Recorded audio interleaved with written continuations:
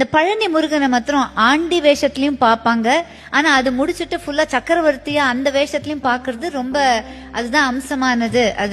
அதுக்கு ஒரு தனி ஒரு ஐதீகம் இருக்கு இல்லையா? அது என்னது? அது காலையில அவன் ஆண்டி குளத்துல இருப்பான், சாயந்தரம் ராஜ அலங்காரத்துல இருப்பான். காலையில நீங்க வாழ்க்கையில எதுவுமே இல்லாம அவன் முன்னாடி போய் நின்னாலும் அன்றைக்கு மாலைக்குள்ளேயே உங்கள் வாழ்க்கையில் அவன் ஒரு மிகப்பெரிய மாற்றத்தை நிகழ்த்தி காட்டுவான் அப்படின்றதா ராஜ அலங்காரம். பழனிய பத்தி சொல்லணும்.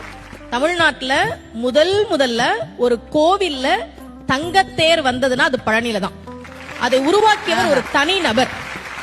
VVCR முருகேசர் அவர் பேரு. 1947ல அவர் மட்டும் ஒரு தங்கத்தேர் பழனிக்கு உருவாக்கி கொடுத்தார். இன்னைக்கும் அந்த தங்கத்தேர் தான் பழனியில இருக்கு. அதன் பிறகுதான் மற்ற கோவிலுக்கு வந்தது. விடுதலை கிடைச்ச கையோட ஒரு தங்கத்தேரையும் வாங்கிட்டாரு போல இருக்கு. ஏன் ஒரு தனிநபர் பழனி கோவிலுக்கு தங்கத்தேர் செஞ்சு கொடுக்கணும்?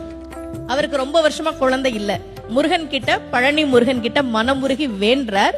இரட்டை ஆண் குழந்தை பிறந்ததால் நன்றி கடனாக அதை கொடுத்தார். அப்போ முருகன் கிட்ட நாம ஒரு விஷயம் கேட்டா கேட்டதை விட அதிகமாக கொடுக்கக்கூடியவன் முருகன் அப்படின்றது நமக்கு தெரியுது. 2 கையால நாம அவனை கும்பிட்டா அவனுடைய 12 கரங்களால் நமக்கு அவன் அருளை தரக்கூடியவன்.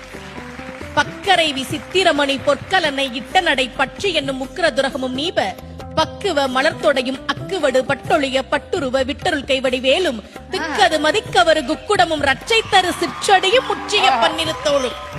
தமிழ் இது முருகனே சொன்ன திருப்புகள். முருகன் ஏன் காலை சின்னதா வச்சிருக்கான் தெரியுமா? நாமெல்லாம் புடிச்சுக்கிறதுக்கு வசதியா சின்னதா வச்சுக்கிறான். அந்த சின்ன காலை நம்ம புடிச்சுக்கிட்டா பெரிய கையால இந்தா வச்சுக்கோ என்று கொடுக்கக்கூடியவன் தான் முருகப்பெருமான்.